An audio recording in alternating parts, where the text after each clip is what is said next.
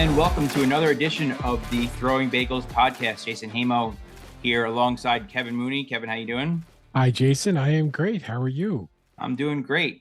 Chris Dagos, unfortunately, is reffing soccer, and he cannot make it today. He's reffing in the sectionals of the, the state tournament, I believe, in Syracuse. So, unfortunately, he can't make it with us. But we have another great guest today, the head coach of the men's basketball team at SUNY Oswego, Coach Jason Leone. Coach, thanks for coming on. Thanks, guys. I really appreciate this. This is an honor. We had you back in March, right after you guys had a great season, going all the way to the Elite Eight in the tournament, ending the season at number 5. It's great to see that you guys are starting the season off strong so far. Yeah, we just had our first scrimmage actually yesterday, and it was good to get out on the court and playing against an opponent other than ourselves every day in practice.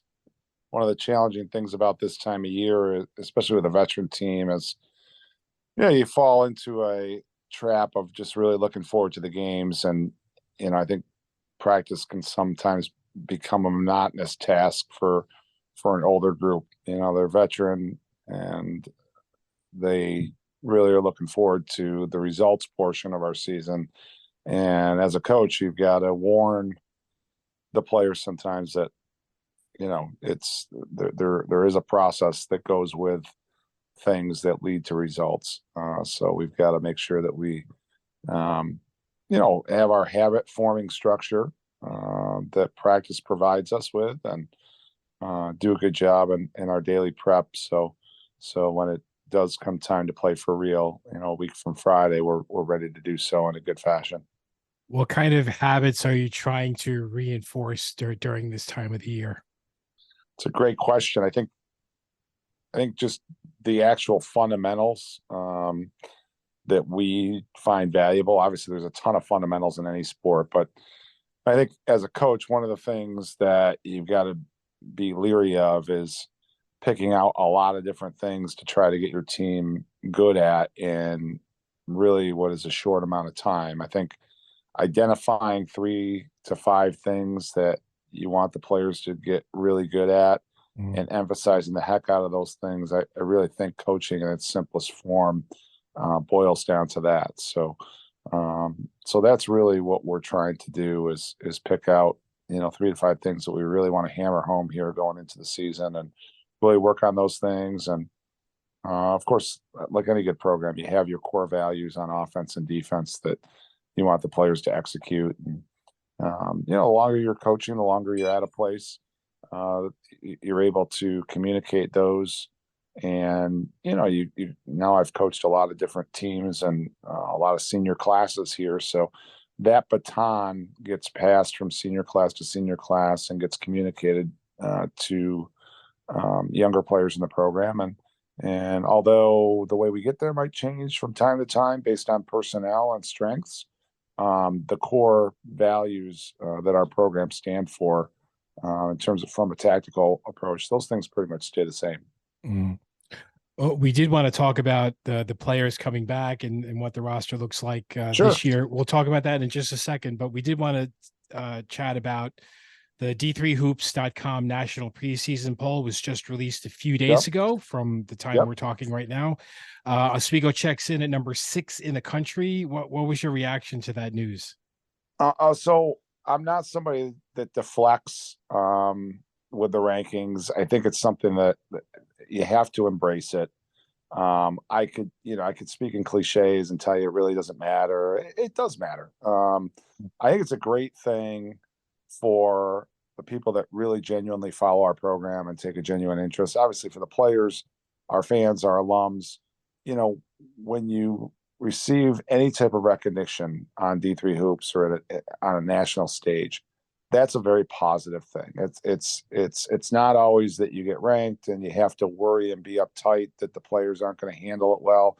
I think the more times you get ranked and the more times you receive recognition, unfortunately or fortunately, the less, kind of surprise that comes with it, So, I think based on how our team has performed over the 12, 13 years I've been here, every time you make the NCAA tournament, every time you make a deeper run, every time you get ranked, every time you have guys that get recognized after the season, it kind of becomes an expectation, and it's not something that you have to hide behind. Worry, you don't always have to worry about complacency. It goes without saying, in terms of anything that regards the preseason, it's not where you start, it's where you finish.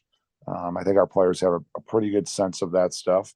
But I think it's a great thing that our program is being recognized in that way. So I don't know much about, the other teams. Our level doesn't get publicized, so I don't know who has what coming in with recruits, and I don't know if those rankings are accurate.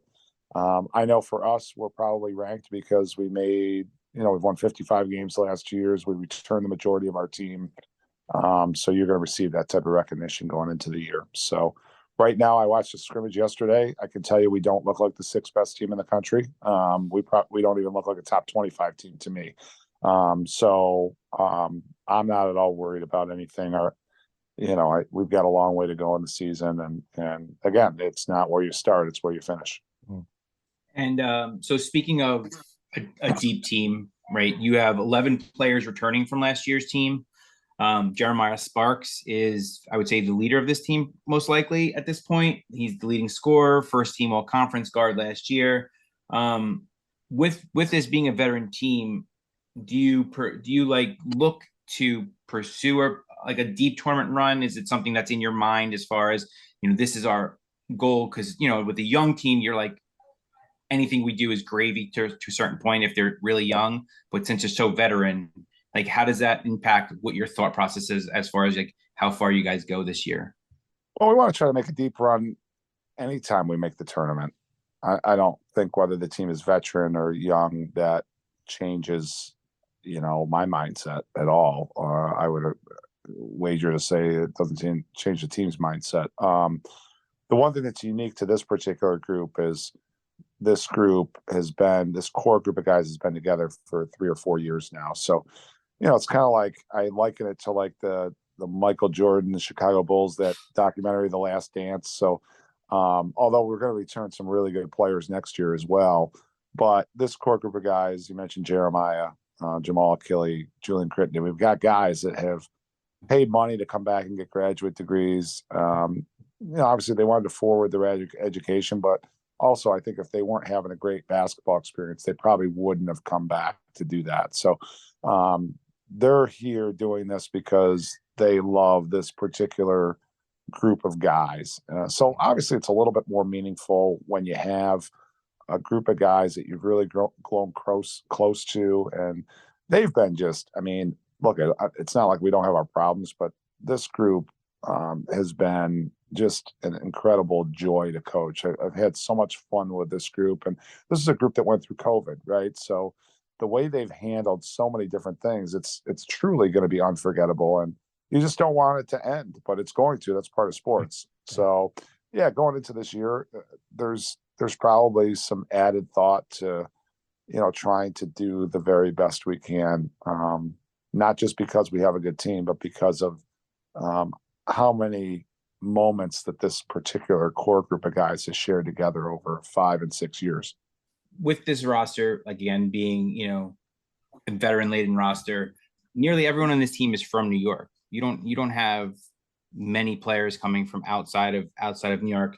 I guess it's different from, you could say, like hockey, like where they get a bunch of players. They get a lot of players coming from different areas. But you have 4 from New York City, several from Central New York. How strong is the talent pool in New York? Do you ever look outside of New York, or is it strictly, you kind of strictly look in New York? We look everywhere for players. Obviously, in Division III, you have, most places have different types of challenges, right? Like one of our challenges is, I would love to go other places to look for players, but the reality is it costs money the further away that you go from campus to look for players, right? So, it is a more efficient method for us to make sure that we do really well in areas that are closer to our campus.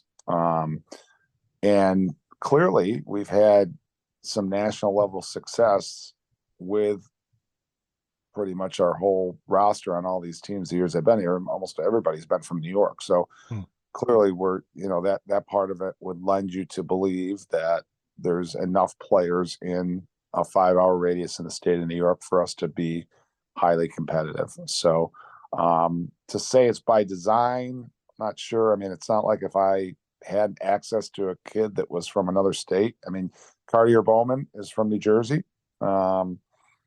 He's been a starter for us for 2 years. He's an all-league caliber player. We had Jordan Brown a couple of years ago that was from North Carolina. His father was from Chittenango, here close to campus, but he grew up in North Carolina. So it's not, we had a unique connection there that allowed us to get involved with that particular player. So bottom line, we don't relegate ourselves to recruiting, just a certain profile of student athlete, but we've got to also be very effective and efficient based on what our recruiting budget is and the time that we have to get to places to make sure that we do a good job evaluating players and evaluating their character. And I saw that you have a few new players coming on the roster this year. Where do these new guys fit in? Are they mostly freshmen? Is it any transfers in there? So we have 2 freshmen and 3 transfers. It just worked out that way. Obviously, we haven't graduated a lot of guys the last couple of years. So it's we've had to be very, very you want to make sure you look at your roster every year and make sure when you bring in a 4-year player, kids don't like to sit, too long. And right now, based on, I know like we're going to play a lot of veteran guys. So the freshmen we bring in, we got to make sure they have the right personality where they are committed and understand a process-oriented approach to getting on the court for us. Probably not going to play a ton, given that I've got 8 guys that are over 22 years old. It's a very atypical roster for us. The 3 transfers that we brought in are guys that we feel like could really be impactful and fill. Look, as a coach, you evaluate once you lose your last game every year. Okay, what are some holes or potential weaknesses that our team has? A freshman is probably not going to come in and have as impactful a nature on our program right now, given who we have coming back. So we utilize transfers because they're, they've played college basketball before. They're probably a little bigger and stronger, probably mentally and physically have dealt with the day-to-day college responsibilities, not just on the but off the court. So we do have 3 transfers that have come in, and we expect them to have a little bit more impact than maybe what a freshman would have. So you start the season next week with the Max Zeal tournament. Do you play any exhibition games against other teams, or is this strictly like intra-squad? So we have 2 scrimmages against other Division III schools. We scrimmaged University of Rochester yesterday at our place, and then we go to St. John Fisher this Thursday. I try every year to try to get a Division I game, to try to raise some money for our program and obviously give our players an opportunity to play against somebody that's, maybe a little bit bigger and stronger than us.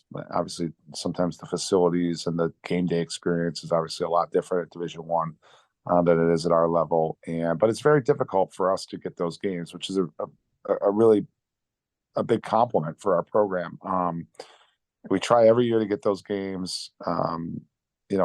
Head coaches will look up, our record and success we've had. And, it's very risky for them to pay us a guarantee check and then have us go there. And if they, if we play them close, they don't want to sweat those games out at all, So I think it's a little bit more, I can tell you if I was a coach at that level, like I wouldn't want to play somebody where we hand them a $10,000 guarantee check to come and play us, and I don't want to sweat out a win, So, and that's not to say that I would anticipate beating one of these teams, but also I think on the right day, if a team took us lightly, we made a few threes, I know our guys would be really up for the game to try to prove themselves, and it's just harder to get those games. I'd love to have an exhibition where we throw the uniforms on and all that, but those games are not easy to get. Hey, Pace University just beat St. John's the other day, so There you go. There you go. There you go. There you go. In St. John's, I read an article about the game. They're missing like 3 or 4 key players. They sat them out the game as an exhibition. Pace goes in there. They were a team that was in the NCAA tournament in Division II last year. They have an older team. You go in, St. John's I didn't see too much about it, but maybe we're playing some younger guys. Obviously, Coach Patino's new there, implementing a new system, new expectations. Pace goes in there. They play their very best, and those things. I mean, you read about those games every year, right? So it's certainly, it's a risky proposition when you're Division I. You got to make sure you play the right people. Yeah, I think Lemoyne beat Syracuse once also, if I'm not mistaken. Yeah, it's interesting. Lemoyne, I love Lemoyne College. I grew up around the school. Like, they didn't even make the NCAA tournament that year. And Syracuse, if you'll remember correctly, they made the Final Four. Right. So the year that they lost to Lemoyne. And Lemoyne didn't even make the NCAA tournament in Division II. So it's a lot of fun for the smaller schools to get a chance to play against somebody that's at that level. But typically the lower level schools are going to play with that extra chip on their shoulder to prove something, right? Yeah. And sometimes the Division I's, they just don't know enough about it. And Division I, the dynamic of it right now is they play a lot more of the younger guys at that level than what we have to at our level. We still are coaching guys that are like the traditional Division I teams where we have 4th and 5th. And right now I got 2 6-year seniors on my team. So those are dangerous games. So you guys are going to the D3 Hoops Classic in Vegas at the end of the year. And is this the first time you've ever been there to play in this tournament? And how does that come about? How do you get invited to it? Is it strictly an invite tournament? No, it's not an invite tournament. So basically one of the major, media outlets for our level is d3hoops.com. And they have this tournament that they run through a travel agency out in Las Vegas. And it's not invite only, but they will reach out to certain schools. So they have, quote unquote, some featured opponents and featured schools out there. Because what's nice about this tournament for us is for 4 straight days, we're going to get some really strong coverage on the best national stage media outlet in d3hoops.com. So their main staff will be out there covering the tournament. The games will be broadcast live stream there with their, the people that really run that site. They'll be calling the games, and that's going to be great for our program. So it wasn't a strict invite, but they have been calling us for 5-6 years saying, hey, would you have any interest in coming out here and playing, and nudging us in that direction. And this year in particular, I thought we would have a very competitive team, and we'd have an older team. And this tournament and we had to raise a lot of money to go to it. It's not easy to travel all the way out to Vegas, and obviously the hotels, the travel, the meals, like all that stuff's going to be expensive. But I wanted to do something extra special with this particular group of guys, because typically we try to take a trip like this out of region every 4 years. Well, this group of guys missed out because of COVID. And then even the first year back after COVID, I wasn't fully comfortable putting a deposit down on a trip when we still were dealing with, restrictions that were, a little bit more stringent in different areas of the country. Flying was still very iffy. So we waited a couple more years than we normally would. And I just said, these guys have been through so much. And we got a good group, and a group that I trust, and I wanted to play against the very best teams we could possibly play in Division III on a national stage. So that was the genesis of the trip. And it's going to be a great experience. I mean, Case Western Reserve, like us, has been a team that's been in the tournament the last 2 years. I think preseason they're ranked 13th in the country. And Pomona Pitzer was in the tournament last year. They have a really good program. They're perennially a 20-win NCAA tournament caliber team. So we're going to play 2 really, really good teams on a neutral floor, and we get to go to Vegas. Like the guys, some of our guys, they come and they play Division III, and I've got some guys that have never been on an airplane before. So yes, the basketball part of this is going to be great, but part of the charm of Division III is you have an opportunity as a steward of the program to put our players in a great position to do something that maybe they might not ever have a chance to do again, or see a part of the country that they've never been to. And they're doing it together with some of their very best friends. So yes, the basketball is important, but there's just as many other important aspects of this trip that are non-basketball related that I wanted to share with this particular group. How strict is that curfew going to be? I know that's like the big question, right? So I trust these guys. And here's the thing, like when we go out there, our guys will be really locked in and know they'll be I'll give them some space to do some stuff. I like the way our schedule is. So we fly out the 27th. We play the last game on the 28th at 11 o'clock Eastern. So it'll be 8 o'clock out there. And the South Point Arena is right in our hotel. So we don't have to travel anywhere. It's like really convenient. So we'll get out there, from talking to people that have played in this tournament, you'll deal with a little bit of jet lag, right? So we'll give the guys the proper rest that we have to play the game. Then we have a day in between games. So we'll have a short practice on the 29th, and then we play in the afternoon on the 30th at 3 o'clock local time. So once that game's over around 5, then we're going to give the guys an opportunity to kind of go out and do what they want to do. And we'll still have a curfew, but we fly out the next day at a very reasonable time. I think it's like 11 o'clock local time in the morning. So, and it'll get us back here by 6:30 local time, so I can get home and spend New Year's Eve with my kids and my wife, most importantly. So, but she's going on the trip, so she's excited. I don't think my wife's ever been to Vegas, so there you go. She's perfectly excited. She's great. I get to go to Vegas. This is great. I think she's more excited that I'll be working the whole time, so she doesn't have to hang out with me.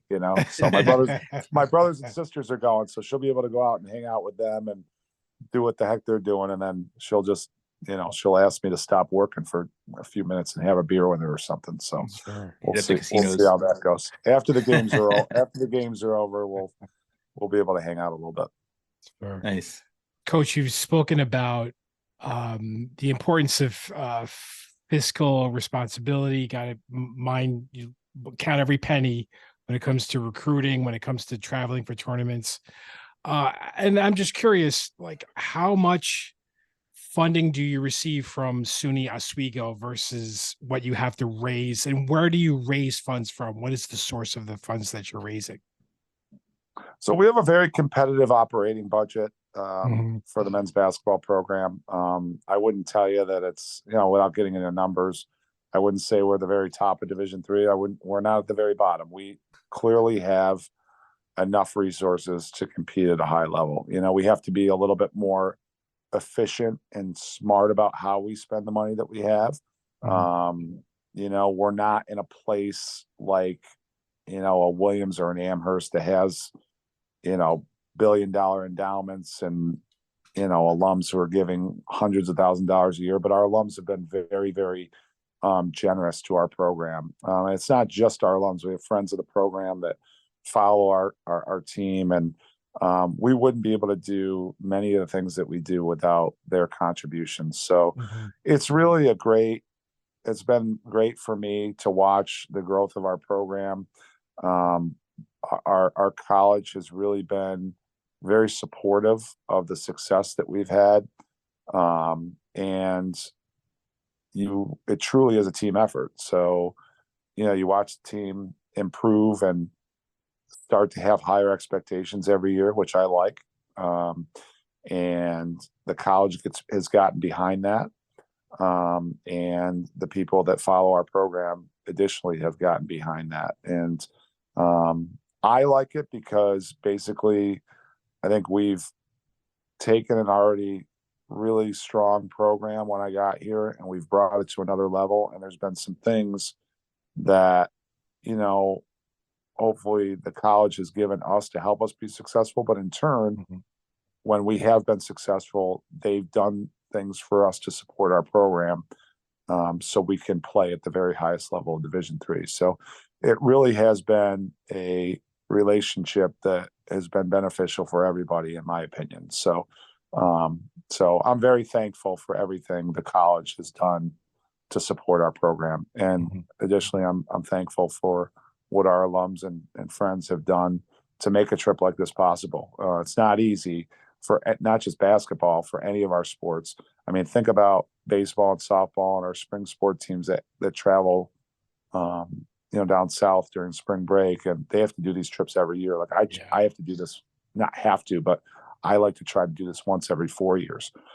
So look at Oswego State's. I can't say enough good things about the things that they've done for us. Going back to the roster, and let's talk about the coaching staff. So there's a new addition to your staff in assistant coach Brendan Fitzpatrick, who spent a couple of years as an assistant at SUNY Cortland. What does he bring to Oswego? So Brendan was a really good player in our conference. He was an all-conference player, and he's got obviously a couple of years of experience at a successful Division III program.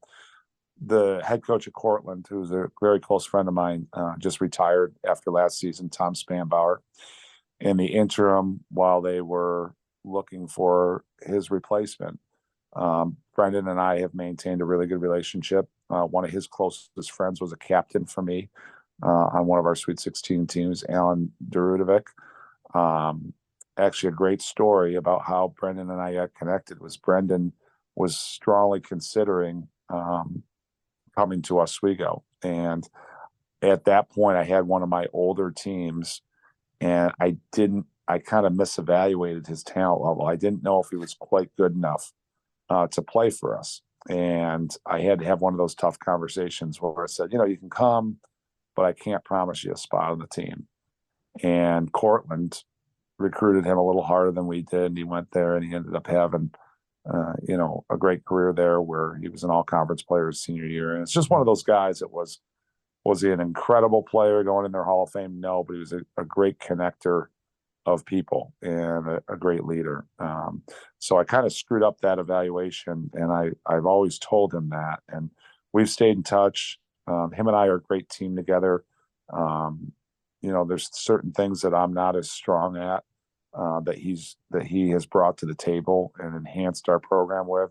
And he's certainly a guy that really connects well with younger people. And that's really important for a head coach, especially now that I'm pushing 50 years old. I get older and the kids stay the same age. So I think it's really important that you identify things that maybe you don't do as well and try to comprise your staff of people that can complement you very well, and I've been thankful because I have a guy like Bill Farden who's been by my side the whole time. So he provides that veteran presence for us. And obviously Brendan and Jake are my two younger guys that really do a great job connecting with players and working with them on the days when I'm teaching or out recruiting or breaking down film. They're the ones behind the scenes in the gym getting these guys better. Jake Pritchard was an Oswego grad, and he joined your staff as a student.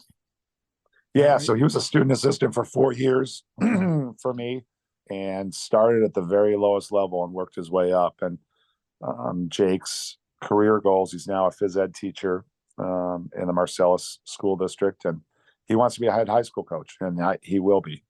He's gonna. I'll be shocked if he doesn't have his own program after this season. He probably could have gotten a job this year. He just didn't want to miss out on this particular year with these group of guys that he helped recruit and coach. But I think he'll be ready to have his own program after this year. So. And you also mentioned Bill Farden, who was a longtime basketball coach at Oswego High School, and then joined the SUNY Oswego staff a couple of decades ago. So certainly a lot of experience there.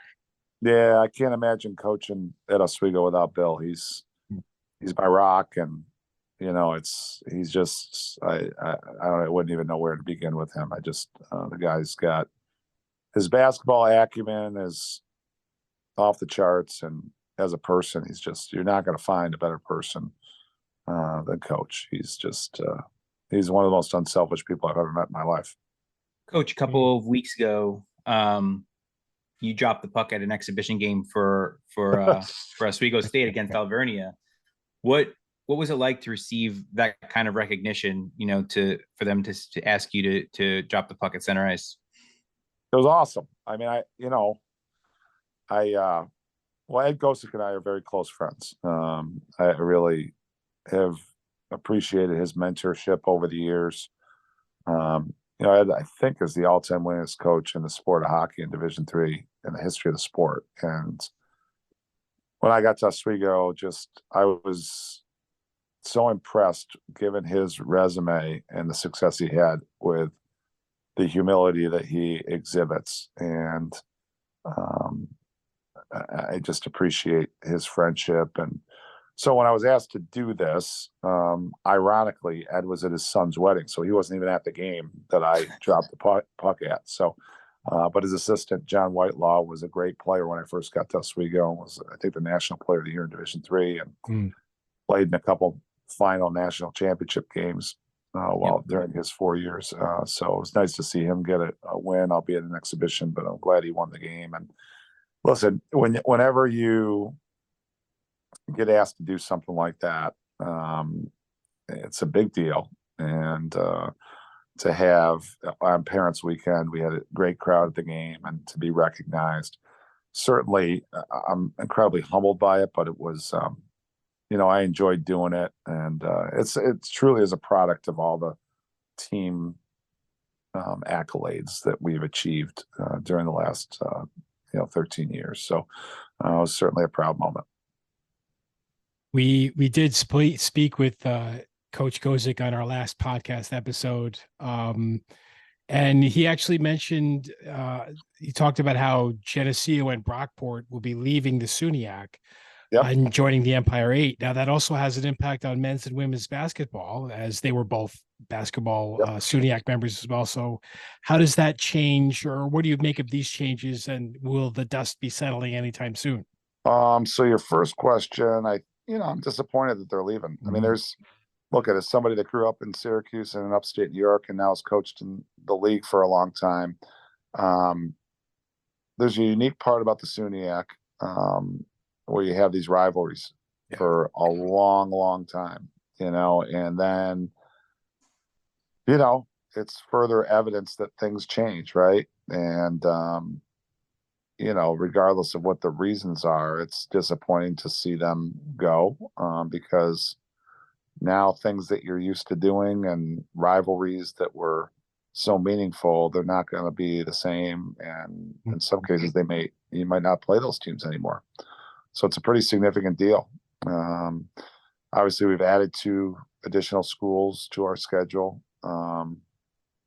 We haven't played either of them much, but obviously we're going to start playing them. And obviously they'll be welcome additions.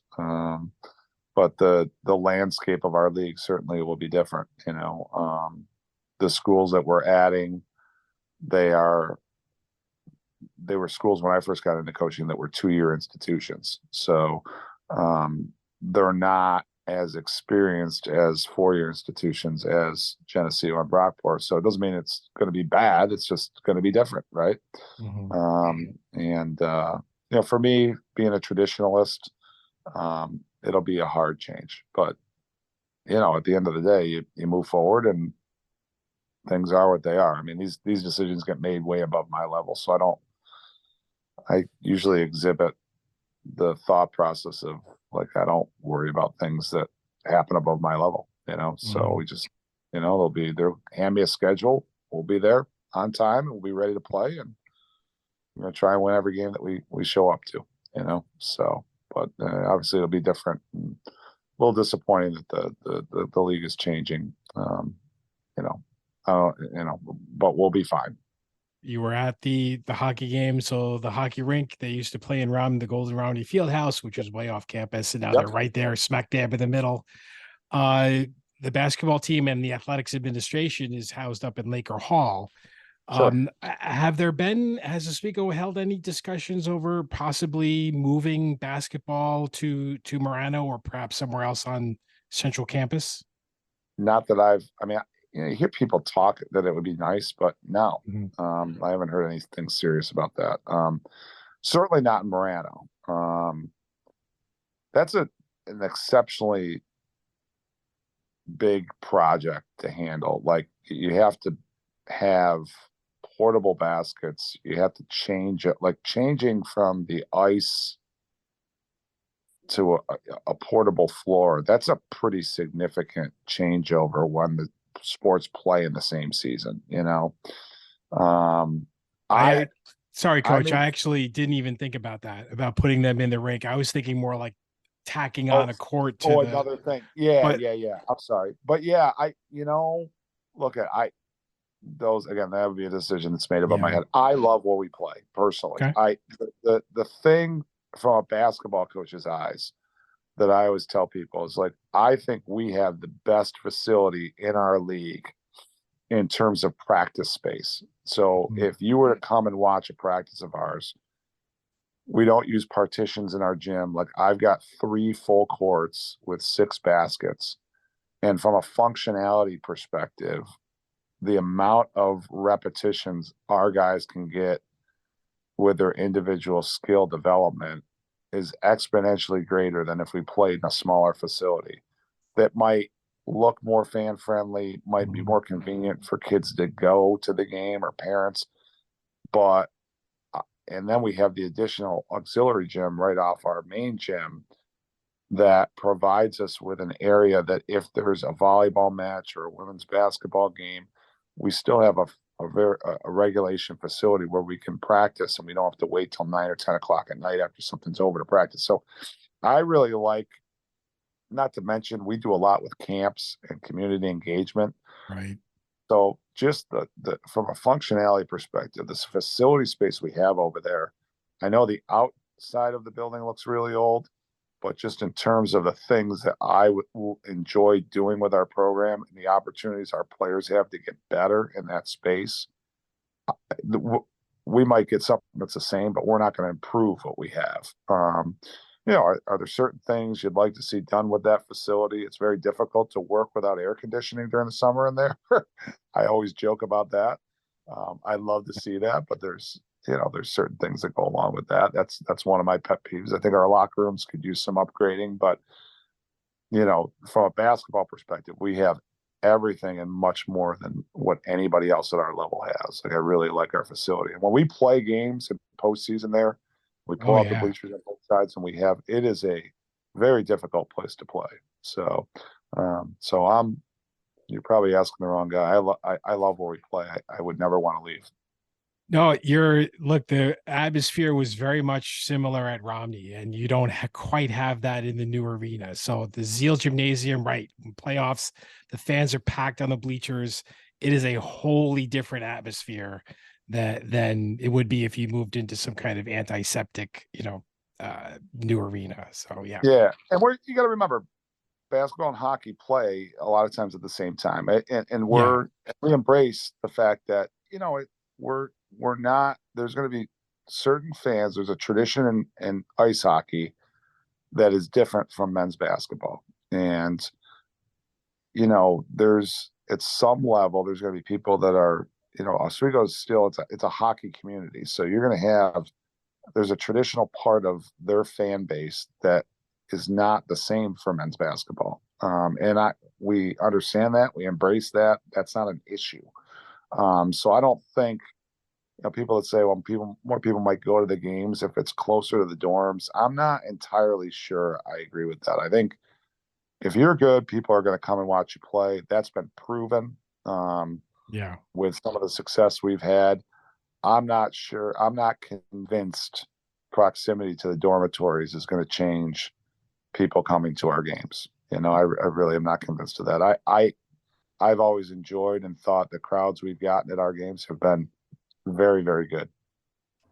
And Laker Hall, I don't believe is, relatively speaking, that old, right? I think it's a little over 25 years old. So I mean, it's older, but it's not super old, right? I know it was there when we went there. And you're asking me? Well, I'm generally speaking, but I don't remember how old it is. It's old. Yeah, it's real old. It's real old. 60s, right? 1960s. Yeah. I thought it was built. I thought it was built in like the. I don't have the number, but it's old. It's old. I thought for some reason I thought it was built in like the late 80s, early 90s. I don't know why. No, earlier than that. So they used to have a little historical perspective. Yeah, a little historical perspective. This is crazy. You might be surprised about this, but the men's and women's athletic departments were separated a long time ago at SUNY Oswego. So I think the men's sports were housed at Laker and the women's sports were actually housed at Lee Hall, or Yeah. vice versa, or vice versa. So just for a little historical perspective, yeah, it's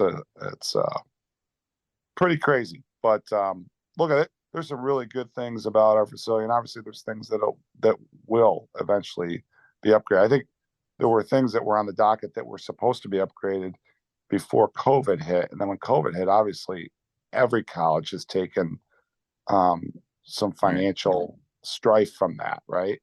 Enrollment was down everywhere, so it's part of running a colleges or businesses, right? Like there's things that happen, and you have to pivot, and you have to be patient. And we've done some great things. I mean, our school's completely committed to athletics. I mean, since I've been here, we've transformed Romney into an indoor practice facility for our outdoor sports. And when I first got to Oswego, our outdoor sports were still practicing in the main gym. And then they turfed that and put a track into Romney. And now our outdoor sports practice there. Nobody practices in our gym,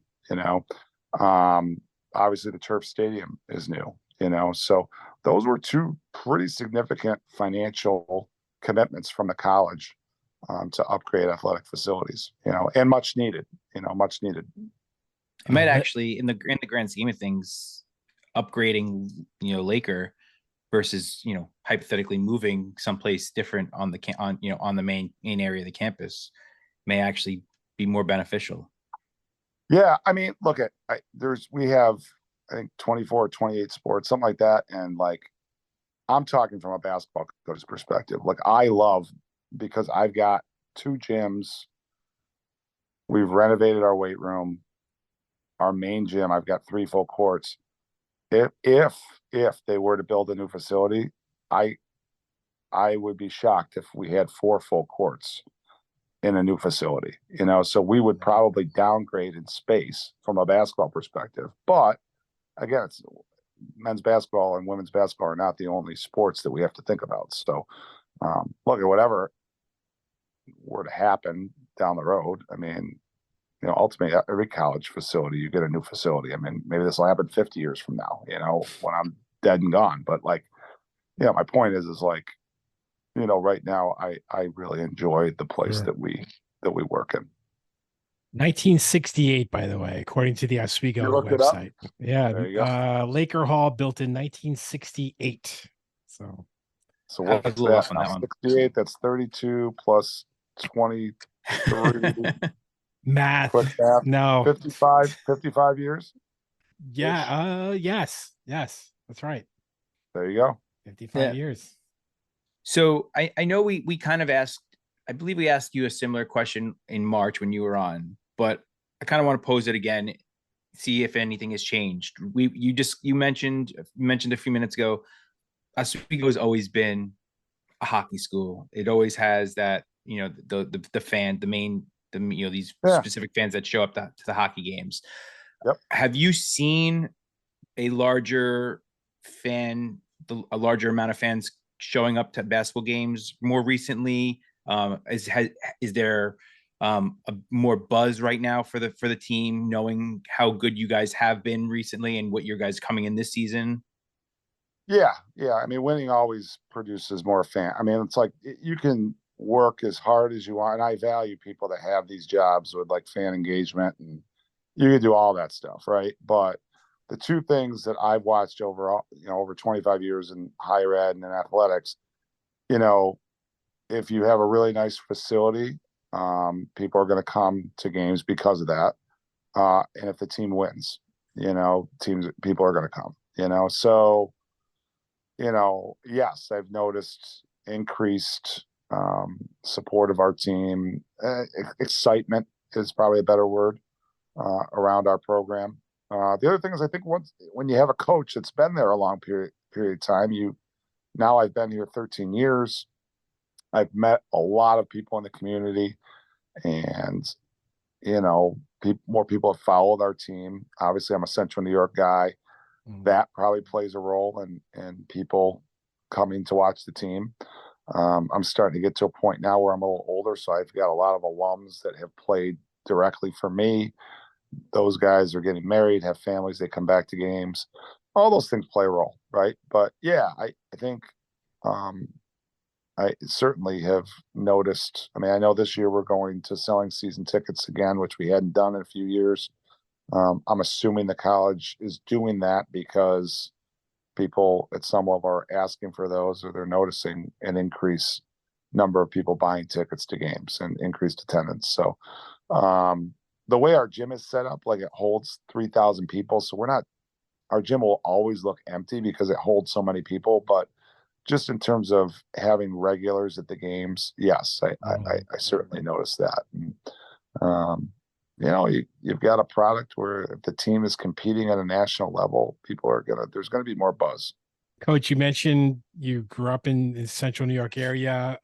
One of our most recent podcast guests was News Channel 9 sports director Stephen Fonte, who mentioned that he goes back away with you. So how far back do you two go?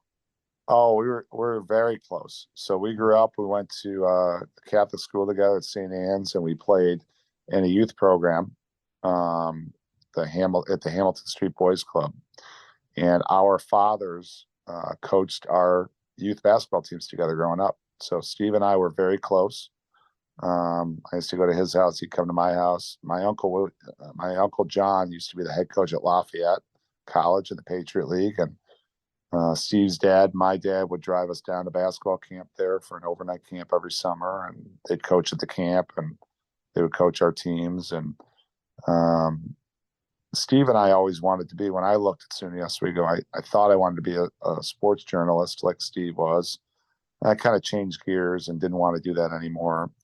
But Steve went to Ithaca, and he always stayed with it. He knew from a very young age he wanted to be a sportscaster, and it's been great to watch him do all the great things with his career. And now that I'm coaching and our team has had success, there's been numerous times he's had me on his show, which is an honor because Steve's a lot more notorious than I am in his profession, So it's been great that he's given a Division III coach the coverage that he's given our program over the years, and I appreciate that. But yeah, we go way back, so I'm really thankful that we have the relationship that we do, although we don't talk as much as we did when we were kids. And we do connect 3-4 times a year, and usually it's we'll have a big win, he'll reach out to me, or I'll see that he's doing something great with his career, and I'll text him. And like I said, he's had me on his show a few times.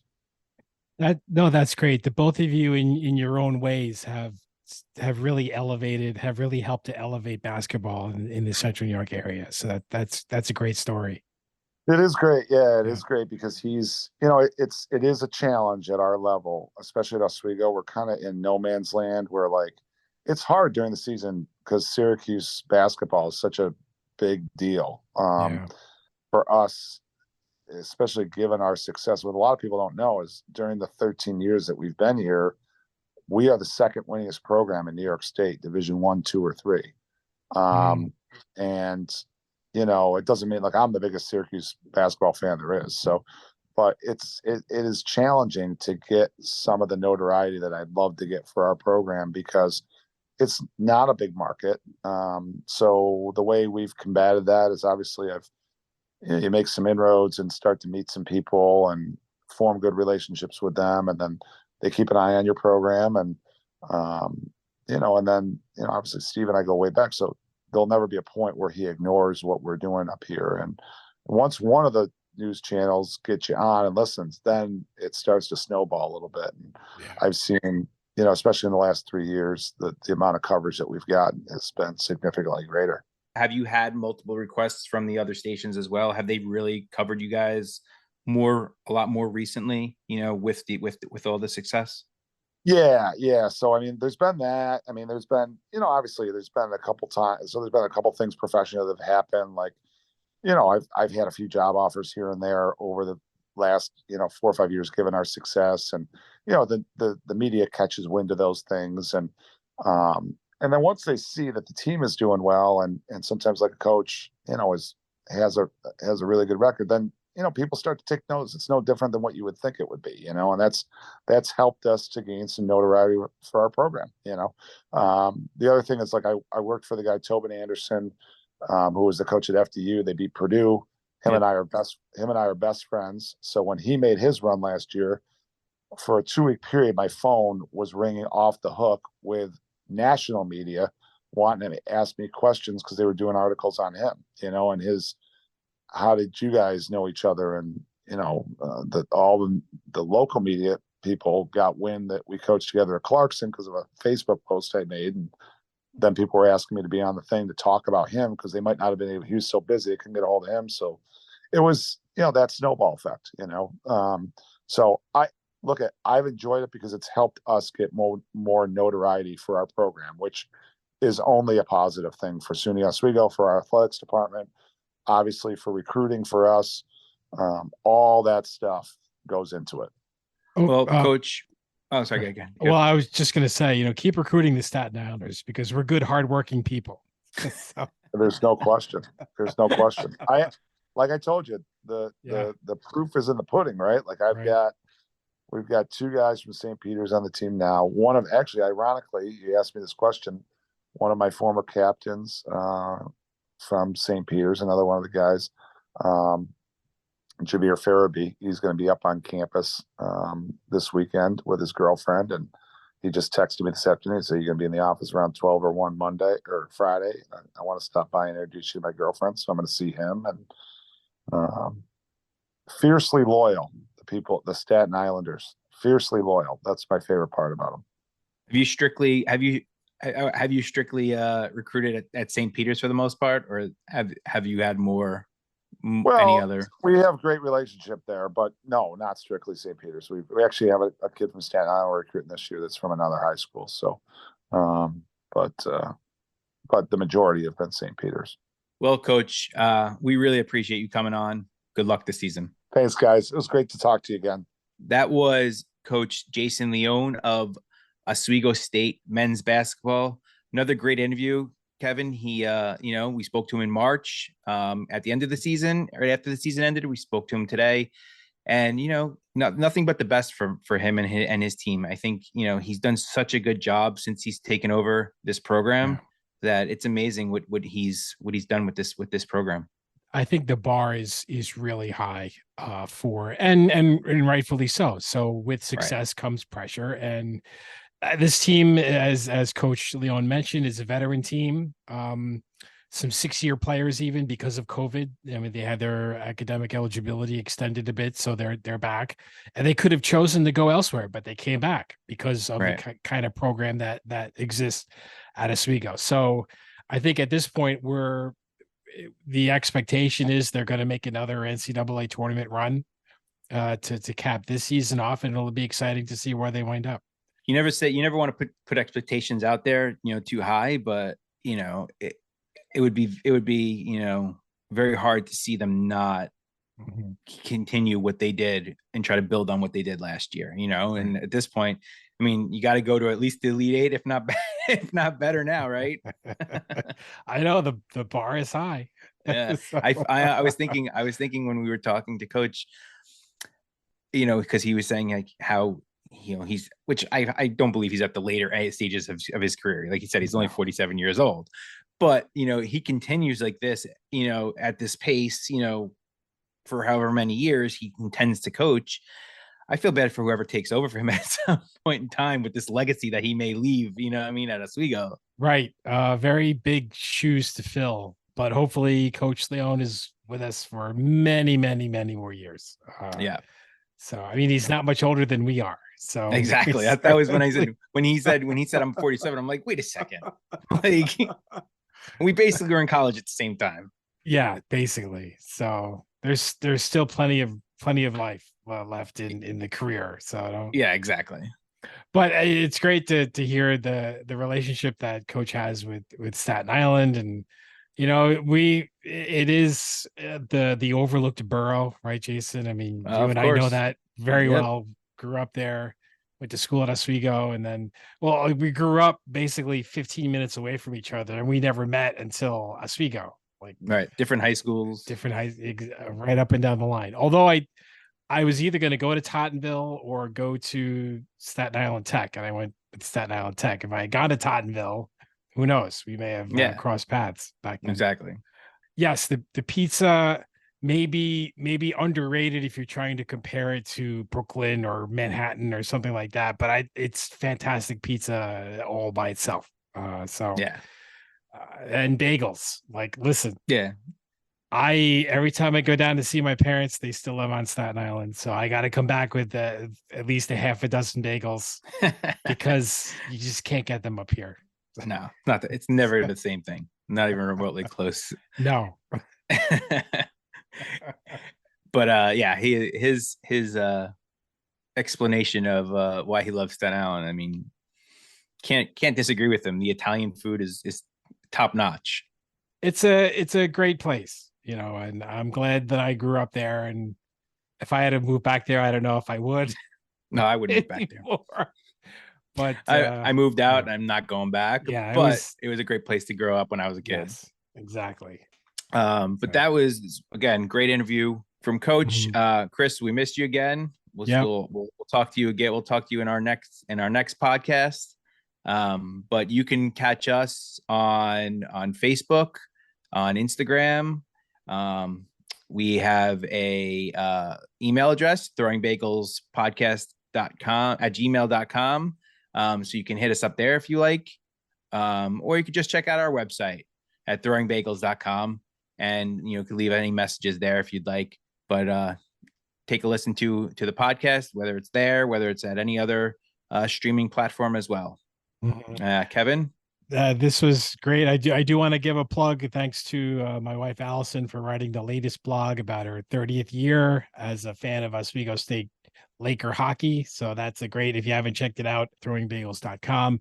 On our next podcast, we are scheduled to speak with Binghamton Rumble Ponies play-by-play broadcaster Jacob Wilkins, who, as we speak, it's a Monday night. He is covering he's doing play-by-play for the World Series for the MLB network in India. So he's broadcasting to that audience there. Definitely want to talk to him about what it's like to broadcast to that audience, and like, does he have to do baseball 101 or like, what's the approach? So looking forward to talking to him about that, about the Rumble Ponies. A lot of great trades being made to bolster the Mets farm system. So what's that going to look like for next year? So a lot of great things to talk about with Jacob on our next episode. Yeah, I look forward to speaking with him. That's going to be a fantastic episode.